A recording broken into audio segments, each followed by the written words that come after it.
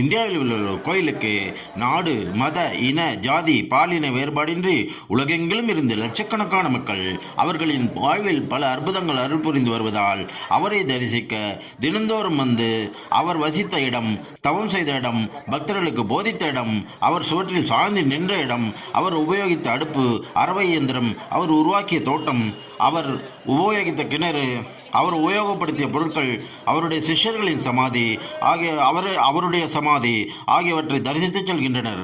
அந்த இடம்தான் மகாராஷ்டிராவில் பூனேயிலிருந்து 220 கிலோமீட்டர் தொலைவில் உள்ள ரகதா மாவட்டத்தில் அகமத் நகர் ஜில்லாவில் உள்ள ஷிரடி என்னும் புண்ணியக்ஷேத்திரம். அந்த மகான் தான் புனித தந்தை என்று பொருள்படும் சாய்பாபா.